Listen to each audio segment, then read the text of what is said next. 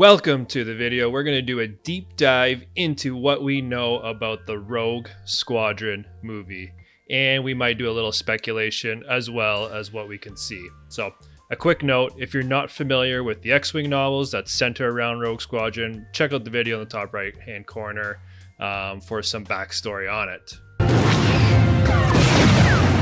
First, we know that this film is directed by Patty Jenkins. She's known for both the Wonder Woman films, 1984 still has not been released yet, and she also directed Monster.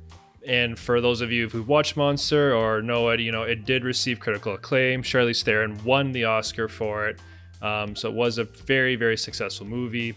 And the first Wonder Woman, say what you will about the DC movies, but the first Wonder Woman movie was regarded as one of the better ones in the DC universe. And when she did her announcement video, I loved her passion. I loved that she has the family history with the genre. So, no complaints on my end as far as the director's choice. Hopefully she brings it. And the movie is scheduled to be released Christmas 2023. According to Lucasfilm President Kathleen Kennedy, the movie will usher in a new era for the franchise and introduce a new generation of starfighter pilots as they earn their wings and risk their lives in a boundary-pushing, high-speed thrill ride. The legend of Rogue Squadron has long been beloved by fans and will move us into a future era of the galaxy. So, to me, this future era likely is post-sequel trilogy we're talking here. So that's one, so knowing this, when this movie will be set, there's a lot we can kind of, start to lay out some details about what's going to happen. So first off, you can likely scratch Wedge Antilles off your dream list here. Will be too old to be a member of the squadron. We did see him cameo in Star Wars: The Rise of Skywalker, but he's manning the quad turret or the quad cannons on the Millennium Falcon. He's not flying an X-Wing. Don't get me wrong, I would absolutely love to see him on the big screen. I just don't think it's very likely. Maybe he plays a role of an instructor or something like that. Anakin, Viper from Top Gun. But since Lando and Chewie basically, we could assume had to beg him, convince him to come help in The Rise of Skywalker, I'm assuming he's retired. We're not going to see Wedge. And in the same vein, you could also scratch Tycho Selchu off the list as well. His Legends backstory was tied with the early days of Rogue Squadron. He flew in the Battle of Endor, for example. So I can't really see him bringing him back into canon. Corran Horn, however, I see having a chance. He was one of the main characters of the X-Wing novels, and he was definitely a fan favorite. He could get the Thrawn treatment here, where they take some of his main features, change the backstory to fit the new timeline. I, for one, hope that happens. I think he'd be a great character for the show or the movie to center around, and I think a lot of fans would love to see him come to the big screen. And if you know more about what Corran Horn and his story in the EU, there's obviously a lot of tantalizing reasons there why fans would actually want to see him on the big screen. And the other main character would be the villain, Izane Azard. She was definitely also a fan favorite who could also get the Thrawn treatment. Instead of her having the Lusanka, her Super Star Destroyer, buried on Coruscant, she could be some other warlord in the post-sequel trilogy era. And, in another video, I fan casted Charlize Theron as Izane Azard. And, not to get too tinfoil hatty, but Charlize and Patty were obviously both on the movie Monster together. So the connection exists. One can dream, right?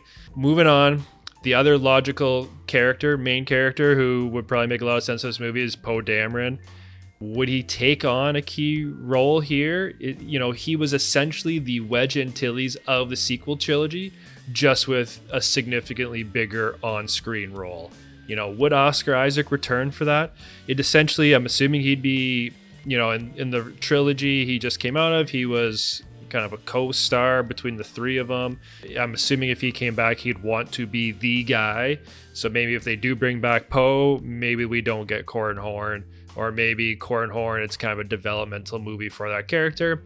I don't know. Lots could happen, but would you like to see Oscar Isaac return? Let me know. The backbone of Rogue Squadron has always been the T-65B X-Wing. And yes, Rogue Squadron flew other ships as well, but the T-65 X-Wing B was always the main ship.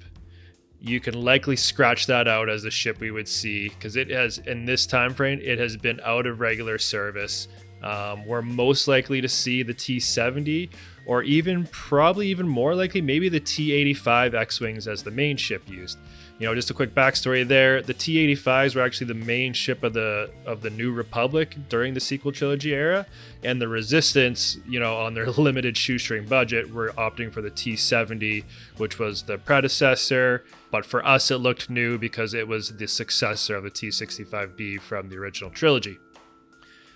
Now, let's talk about the main antagonist. It has always been the Empire, whether in the novels, the comics, the video games, anything around Rogue Squadron, it's always been going up against the Empire, and this is where the movie will likely get interesting.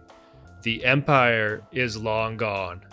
The First Order was recently eliminated. The Final Order completely destroyed. I can't see the villain being remnants of the First Order, because that would just be rehashing what happened to the Empire. Because right now in the Mandalorian time frame, we're dealing with remnants of the Empire, and that's what a lot of the EU books had dealt with. So what is this new era that the movie will usher in? Will we see a new antagonist that isn't Empire First Order? Just brainstorming here, the only thing I could think of is introducing the Yuzang Vong. But it's likely something brand new. If I had to guess, we're going to get something completely new. This is unexplored timeline. We're likely going to get some sort of new villain. Either way, it would be totally weird not seeing Rogue Squadron going up against Eyeballs, Squints, and Dupes. But who knows what they have in store for us. So that's what I have for the logical speculation and facts. My out there, but not likely theory, is they'll actually find a way to rope back in the T-65B X-Wing for a battle, for definitely the fan service to give it one more showing. And here's how I think they will do that. If you've ever seen the show Battlestar Galactica, the Battlestar, which was an older one compared to the new ones, was being turned into a museum. And on board were the old Vipers.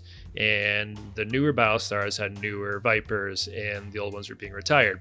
When they need ships to help fight off the Cylon attack, they go to the museum and they basically unwrap all the old Vipers, and they use those for combat. And that's, that was their kind of wink, wink, nudge, nudge back to the old Battlestar series. So could we see something similar in a Rogue Squadron movie? Maybe their base gets attacked halfway through, saboteurs come through and they take out, say they have the T-85 X-Wings, blow them up.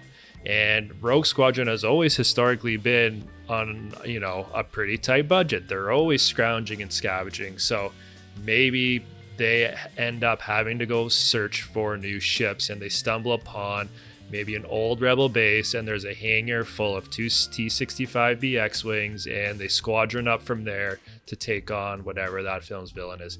Anyways, that's just my out there speculation. I think would be a pretty neat touch on the show. So that's what I have. Let me know what y'all think in the comments. What do you want to see from the X-Wing novels in canon, and what do you think this new era will be? Will this movie kickstart more projects, movies, TV series, books in this era? Let me know. If you like this video, please subscribe, and we'll talk in the next one.